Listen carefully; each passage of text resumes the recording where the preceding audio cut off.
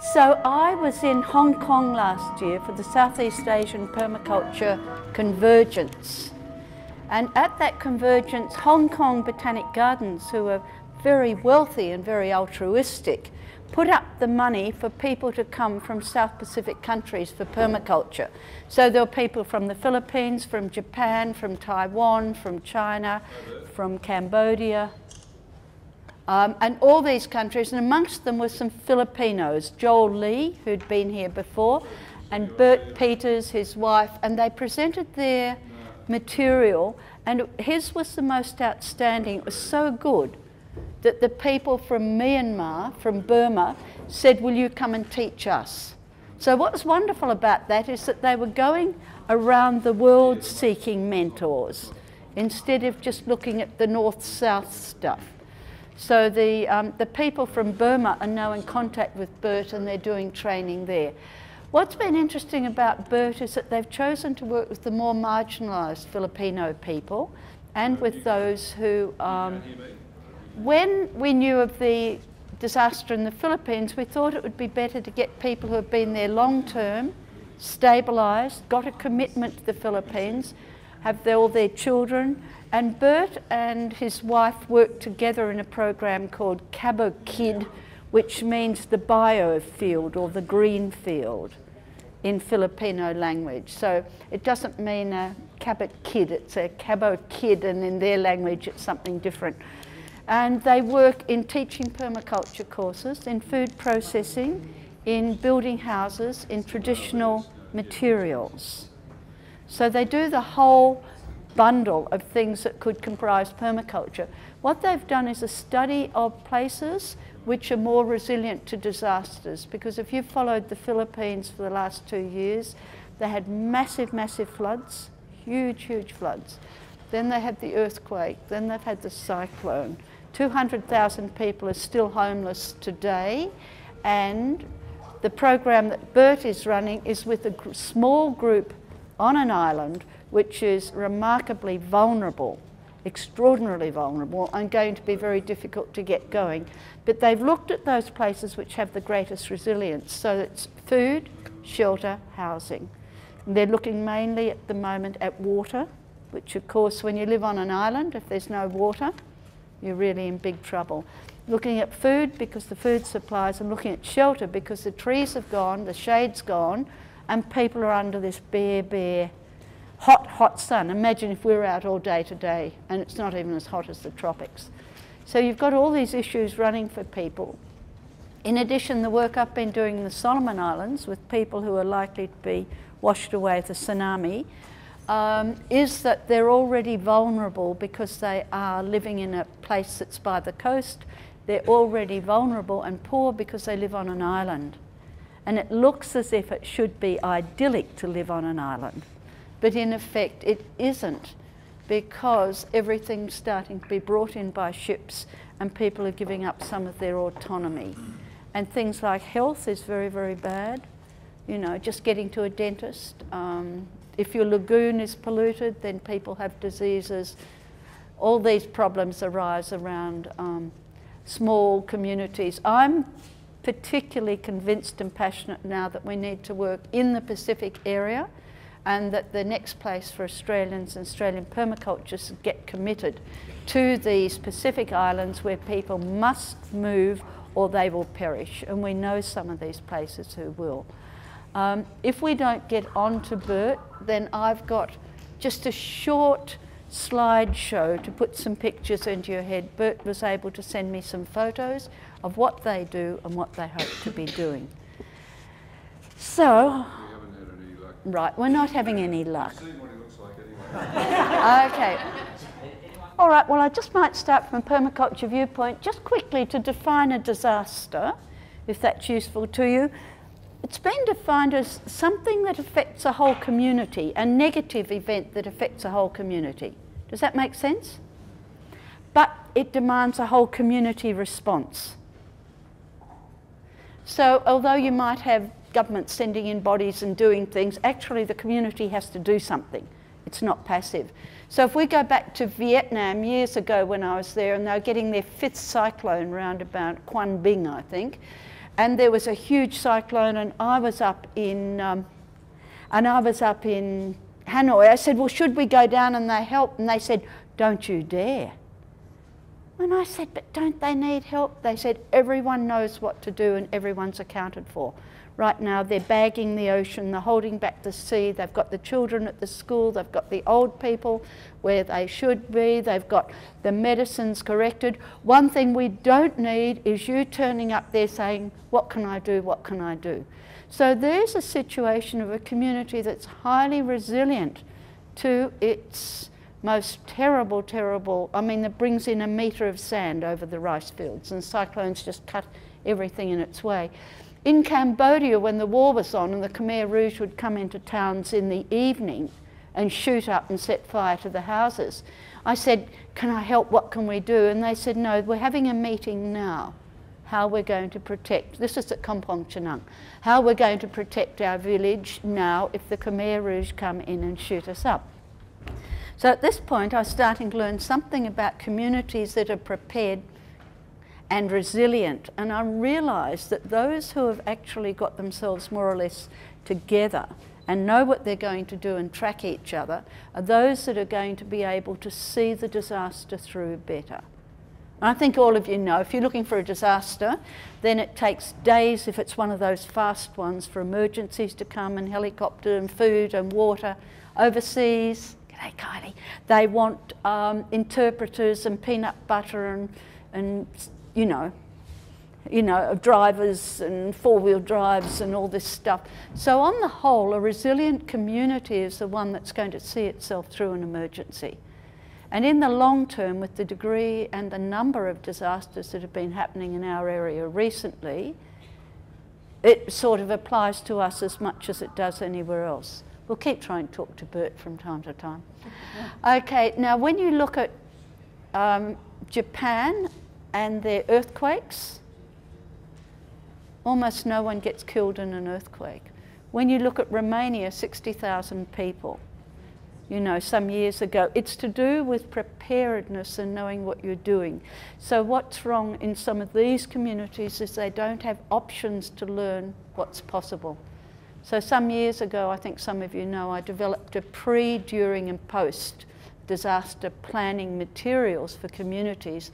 And I've been working in the Soloman Islands, and I'm now working with Joel Lee in the Philippines, talking about how they can get more pre-planning with communities. So pre-planning means knowing who your neighbours are, what they're doing, who's a carpenter, who's got first aid, who can look after things, and there's a ream of things. Then there's where we'll go or where we won't go. Do we have an escape hatch? Whose communications? There's a list. I've done it with the Soloman Islands this year. Then we go on to during. What happens during? It's communications, it's who talks to who, and then post is recovery. And in the case of the Philippines, it requires enormous visibility about who gets the aid.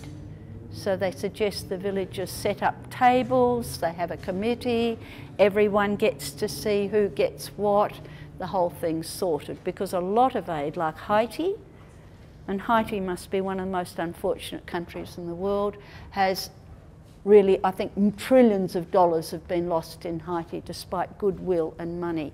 So I think that when it comes to supporting people, we need to know people who have been there for a long time, who do an extremely good job if we're supporting overseas, and who have sufficient resources, money, time, people to be able to put things in place.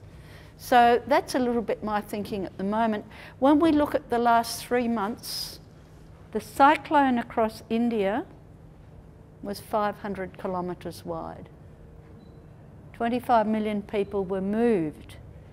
10 years ago they would have drowned, but after the last cyclones in that part of the world, they got early warning systems going, they got early moved people out going, and that has enabled lots of communities to be resilient. So the mere fact of having some information makes them resilient. The mere fact of having a few good communications makes them resilient. So what we're talking about here is places that would have perished now surviving. When we look at the tsunami that hit years ago, an early warning system there would have saved tens of thousands of lives.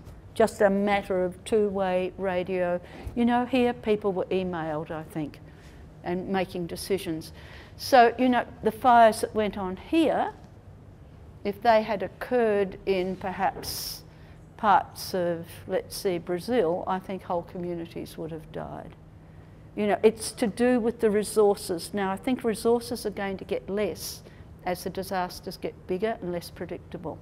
So I think what we're up against this is communities being able to, within the country and within the area, support themselves. So there was a 500-mile wide cyclone and floods in India, and I think, was it 10,000 died, Jackie? Have you got those numbers? But it was small, though it was terrible, but small compared with the past. When we look at the earthquake of 7.8 in the Philippines, that was a terrible disaster. Fukushima and the big cyclone that went through that flooded the nuclear thing that's had everyone sweating because it looks so terrible has been another one. Imagine now we're in the wet season in Australia and that leak from the uranium mine, if that floods as it does up there widely right through the area, it's sort of unspeakable. So when we're talking about resilience, there's preparation, knowing what you're going to do, and then the actual resources on the place: water, food, safe housing. What I know from what they're going to do in the Philippines, they're looking at water and housing, and the housing will be lightweight bamboo, where the air can just go through. No sheets of corrugated iron, no cinder block houses. It's going to be local materials that can be rebuilt immediately. Food supplies and water supplies. And water is very short on islands. So at the moment, thinking about resilience is quite complicated. Human resilience, I don't know, it seems to be greater where people live closer to vulnerability. I'm not sure if this is true or not, but I know that the Vietnamese just get up and start again. And then in Cambodia, when the floods came, the students would just swim across the rivers with their books on their head to come to class. And when the towns like Phnom Penh or Hanoi flooded to here, they would just put everything on their desks and keep going. I mean, it was putrid, it was full of cholera, but it was, you just kept going, you didn't give up. And sometimes it seems to me that if we have been overprotected, I don't mean overprotected, but perhaps regarded as our right that nothing bad should happen to us, I'm wondering how that mindset might make us feel vulnerable. There is the other mindset, why shouldn't bad things happen to us, and can we cope and do something and celebrate and be jubilant when the times are good? But that's sort of a different thinking. Okay. Can you hear anything, Bert? Yes, I can hear you. I can hear you. Oh, good, great. Ask a question. Thanks, Bert. So, Bert, please tell us what you do. Yeah, can you tell us what you do, Bert? Yeah, I'm here just with the community, and we are trying to rebuild the community center. We did this based on our first trip right after the typhoon, when we found out that some of the things we did before are very resilient and very, very useful for the people after typhoon. And one of the strong points we found out was houses built with native materials are very withstanding to the strong wind. Rainwater collectors, which provide water in the time when the normal water system is down. And we try to work on these two things, and then add compost toilets and other facilities in areas where there is no water system, no normal services provided by government. So in this community, there is a tribal school. It's a tribal community. We try to connect with the school so we can learn and teach the children. We can teach the children to make use of a compost toilet, use the compost for their gardens, and then have a rainwater collector system that can be used for taking a bath and so on. So it's really, the idea is really that the community will take care of the facilities in the long run. Okay. Did you hear me? Everything I said? Yeah, all clear. And next question is, what's the situation right now for food, water and housing? Actually, there is still some relief going on, but in this area, in this part of the Philippines, it's more for helping people to get back on their livelihoods and to bring the economy back to a certain level of people's participation. So when we do this project, we really want to help people by letting them provide the materials and buy the materials from them so they can earn something with it. And we try to limit our dependence on the materials that are coming from outside, well, typically we need some cement, but we try to limit it with some metal bars. But we try to use as much as possible the local bamboo varieties, the wood that has been blown away by the wind. So it's more for people to get back in the sea and in their livelihood systems. Because some of the boats were destroyed also, so we provide some plywood to help them get back to the sea and start catching fish again. So we try to balance that. While we're making something for the community, they are being paid a little bit for their effort in helping and providing some of the materials. Right, so what's your experience of disasters that's useful now? Can you type that? What's your... Oh, okay. Hey, Bert, can you hear me? It's Ro. Yeah, I can hear you, Ro. Yeah. Oh, brilliant. Well, we've got a lot of people here all wanting to hear from you, so it's wonderful. But listen, what's your experience of disasters, and what experience are you bringing to that right now from other things? Because the Philippines had a huge bashing for about the last 2 years. Actually, yes, and disasters, I think Filipinos are really very resilient, and you hear that in the newspapers and on the news. It's amazing how people can deal with such disasters and still smile the day after the typhoon passes by. People are used to, in this place there are very little casualties because luckily there was no storm surge in this part of the Philippines. But then again, people just, their house is gone, and then they just start living under the roof until they have time and materials to build again a house. So they don't really mind. They adjust, they adapt to the system. But then the second thing is that the disasters are coming stronger and stronger and more frequently, because we just had 2 typhoons in a row, and then the earthquake. Of course, the earthquake we cannot predict. But then again, there are so many things impacting on the Philippines, and I think people are losing a little bit of patience and the effort, and so there's really a need for starting to rethink some of the building methods and start rethinking some of the plannings of the towns and the communities, so that they are not rising again in the same dangerous areas, and so that we don't have a repeat of the same problems again after 1 or 2 years. And that's going to be the biggest challenge here in the Philippines, because you have a very huge population. It's still increasing, so there is an enormous pressure on the natural resources. Although I think there is still a balance, is still possible, but we need to do something in terms of planning and bringing people on the table and making them see that you cannot do the same things that you did 10 to 20 years ago. Any questions for me? Hi Bert, Claudia here. Can you please tell us the difference between the aid that government provides and permaculture aid? What's the difference, the main difference? We try, yeah, it's like a Miss Universe election. Everyone tries to be visible, their faces are up on TV, on radio, they go to the communities. It's a lot of relief that they are doing, the government. And the rebuilding package is also being done on a level that people are not participating. What we try to do is really, we listen to the people, we show them the things that work and do the analysis together with them. So it's only 2 weeks that we've been around, and we try to work with them. And now it's the 4th week, and we are already starting to build something with them. So in everything we do, we always make sure that they are there, that they are holding the money to a certain extent, so they also feel a kind of empowerment. We don't want to hold the money. We are not interested in having our name plastered all over the place. We want the community to be proud of what they are doing, and we would like them to kind of get ownership of the whole thing if they have rebuilt the community center. So the maintenance and the care for the whole place will also be theirs. That sounds great, Bert. It's Ro again.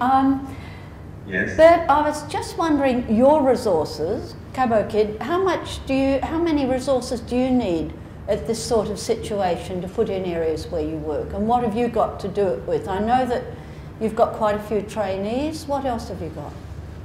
We got trainees in this part of the Philippines already from some years ago. So now I'm trying to get them back to come and help us in the communities. So that's helping already for the trainings that we did over the past 5 to 6 years. I can find in many parts of the Philippines people who have trained or been trained in permaculture. So that's helping, and people really come forward and want to do something. In terms of resources, we are very limited. We try to stretch whatever we have. So sometimes it's friends that contact me, some of the local governments and foreign governments that know what we are doing have been giving us very small amounts of money, and we are pouring that into repair of the boats, into some of the materials that we cannot buy in the communities, like cement, metal, if you want to make a rainwater collector. So we try to stretch and make the most out of the little resources we have. And that's why we want to build one community center in Marabal. We don't want to overstretch ourselves. At this time, we don't have more resources. We just want to be able to come and see this place and help us rebuild. So we're also inviting people from other communities to come and do this with us. We are, as Kapioki, we're involved in many other projects. So somehow we are also still working in the north, and the north has not been affected by the typhoon that much. No, it's only in this part, in the Palawan area, where we have lots of damage and more need for intervention at this time. But we just cannot let go of the other areas. So that, in that sense, we try to make use of our network of trained permaculturists. And these are people. You know, sometimes we don't use the word permaculture here, because for me, it's the way yesterday I talked to the community. I really try to go back to the basics of the principles so people understand.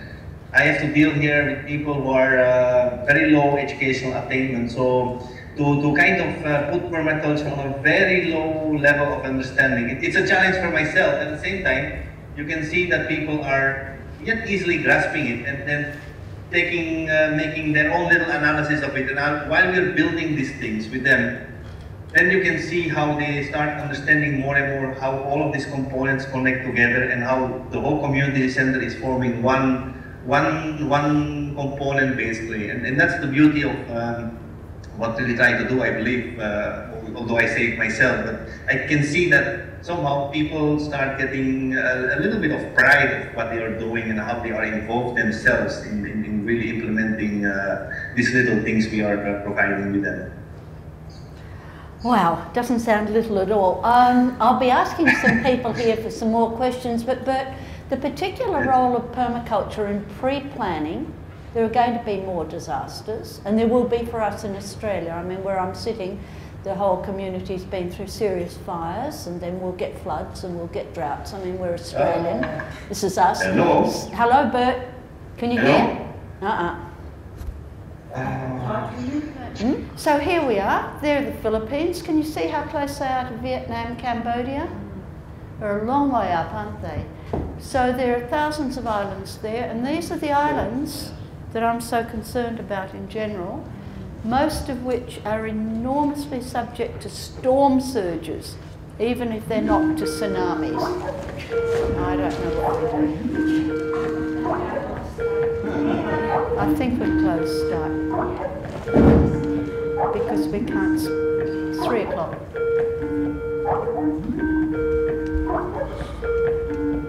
Let's see if it comes on. Hello, Bert? Yeah, going. Chicken. Yeah. Okay. So I can hear you. It's not very good. We might. And I don't. It's really the wind. I cannot do anything about it. There's a strong wind here, so I thought there'd be something the signal will always be blown away sometimes. Can't finish it. We might have to end that now. But thank you very much. We've got 10 minutes, and you answered some questions, and you fill people in on what you're doing, which is really good. Thanks, Bert.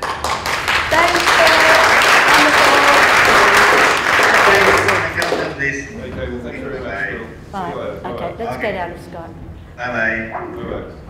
See you, Bert. I knew there'd be something happening.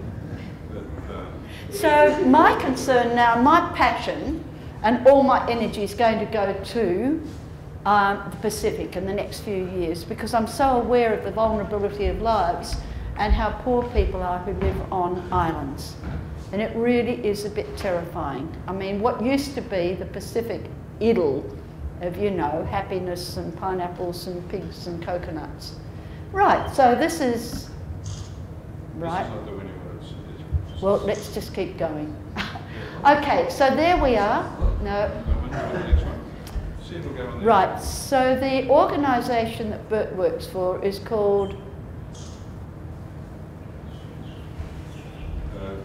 Cabio Kid, which is a round the word meaning biofield in Filipino. That's just to give you a clue.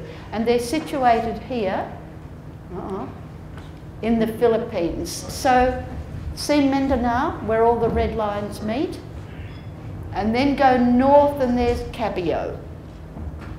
And that's where they are. That's north, 90 kilometres north in the Philippines. So they got a lot of that themselves. I'm just situating you. Now this is their office and their stores. That's the sort of building they have. You'll see there's nothing substantial, nothing grandiose. You know, it's the way they work. These are the sorts of houses they have. And this land 11 years ago was completely a cow field with buffalo and heavily sprayed and rice. I just managed to get these photos, and these are the sorts of houses that are shaped to resist cyclone. The wind either goes under or up through the roof and across, so they're a very, very good traditional design. Now we're in the... No, that's okay.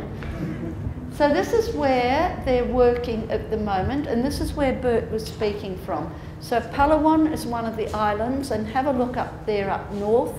You can see what happens if a cyclone comes across or a storm surge. And most of these people are coastal communities, and they cannot get more land usually. It seems inconceivable to us, but often there isn't a government or anyone who says you can move to here. And if you did, they'd probably say, we're saltwater people, we're fishermen, we don't want to move.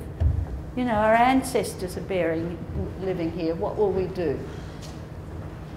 So this is some of the effect of the cyclone. As I mentioned before, one of the worst things is to lose shade when you live in the tropics. Now these are not taken as NGO photos, they're just their own record, so they're not taken for advertising or promotional purposes, and I've only got 3 of them. These are the houses people are building to live in while they can, and when Bert was talking about rebuilding, this is the sort of thing that people are putting together. They'd get the palm trees that are broken, cut the leaves, throw them together. But again, one of the key things is going to be water. So again, this is another part of it, the school boards, the houses. One of the most dangerous things in cyclones, of course, is sheets of iron that swirl round and round and round. They're terrible. Okay, so now what have we got? This is the work that they teach foreigners and they teach each other, is how to rebuild in bamboo. Tony, you've done a great job. And you can see when he was saying getting the villagers to do it, it's not just a matter of we'll come in and do it, or we're getting a plane coming tomorrow that's bringing all these modular houses.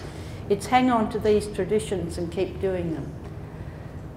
Something else they do and are very strong about saving their seeds against genetic modification, local varieties, able to adapt to climate change.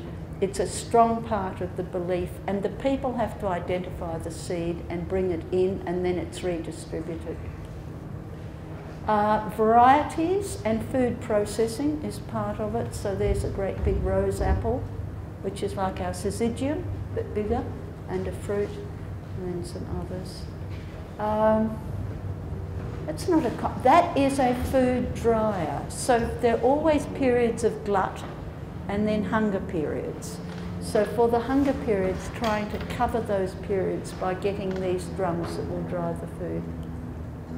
Again, learning to build stoves with small amounts of wood. And the idea is you shouldn't need wood much more than your arm to get a fire going compared with open fires.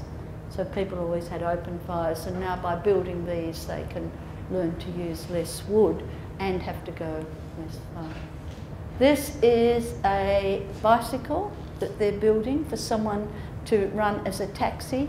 Look, they're not promotional photos, they're just their photos. But if you look at the front, This is a little bicycle that someone will be able to earn their living. So not the motorcycles and trucks coming in, it's build your own. Wouldn't we like these in Katoomba? Gosh, it'd be hard going up Katoomba Street, wouldn't it? But wouldn't it be quiet and nice, and we could all have coloured umbrellas and ride up Katoomba Street. Who are going to be the drivers? Who's got the strong legs? The pulley system up Katoomba Street. That's right, pulley up and coast down. That would be wonderful. Human health. That's mainly bamboo. I mean, there's a bamboo line. Yeah, and I think that's bamboo bicycle as well. They're using lots of bamboo. So they're the sorts of things. Use local materials, get people going again, get people engaged, get it happening. Okay. This is sort of all I've got. It's all a bit sparse because we put it together quickly. Have you got time and interest to look at a minute of some work I was doing in Solomon's? And I think it applies to this. Oh no, here's another group. They take foreigners and teach them their own skills. Okay, so this is a village on Morrow in the Soloman Islands. That is the amount of land they've got to grow food. Can you see where the land is? It's on their roof. That is the most exquisite, picturesque lagoon that you'd make a film in. People live in houses right on the sea and they grow tiny bits of things. I went there because there was a tsunami this year and I had promised to go back and I hadn't. So the moment the tsunami hit, I booked myself on a plane and went and did a whole lot of disaster training with the people in this Louisiana village. So there's the village, 3,000 people, that's low tide. Look at the density of housing. They don't own the land at the back, that's owned by someone else. They're saltwater people, they have boats drawn up all the way along, they live on the sea. It's a lagoon, most of the children, oh okay, 5 minutes, I'll finish, have diseases. Most of the adults have to paddle across the lagoon to get water in yellow containers. No water, no toilets. So they use the lagoon as a toilet and it's closed by a coral reef. Life is extraordinarily boring, there is nothing to do, people go out and fish at night, and people feel desperately their lack of knowledge what to do about the future. What they say is maybe God will help us, maybe we'll be all right, maybe we'll move, maybe it won't happen, and they ultimately end up saying we don't know what to do. But of course after the tsunami they were terrified. So there's no water collecting and storage? There's a little bit, but it goes very quickly, and you can't hold. What's the rainfall like? Rainfall's probably adequate for storage, but there was a big story about water, which I could tell you. So there's the kindergarten. Now those children walk outside and they shoot into the lagoon. I just want to show you the resources, and this would be the same at Palawan. The teachers got pieces of A4 torn into 4 strips, and each child gets a strip this big and some wood to play with, and that kindergarten has 60 children and most of them can't go in the village. So those children run around and they're realising now they're being left behind in the world. There's no television, no phone, no electricity in this village, no way to get information. This was the group I worked with. These were the women of the village who came along and started developing their plan for a disaster. What they ended up thinking was maybe a tsunami isn't as bad as having no water or food. And they suddenly realised how vulnerable they were. They don't catch fish each night, they don't eat that day. So then the result of that was I went back to Honiara, found a team of women trainers, took them back to train them to grow food. Now they want to go and approach the local government to see if they can get some land, because they know they have to move and they have skills. That's taken a year, and yet that whole village could go tonight and disappear. So I think Palawan would be similar. You'd have huge amount of people not current with the world, with very few options. One thing people will tell us when they come to visit us, you've got options and you've got knowledge. We don't know how knowledgeable we are. In fact, we're more knowledgeable than most of the Europeans I've spoken to recently. Maybe it's the mountains, but really we know a lot. So people here don't know what to do or how to do it or how to approach people, and that leaves them feeling more vulnerable than anything else. So remember Bert said we want to get them more knowledge.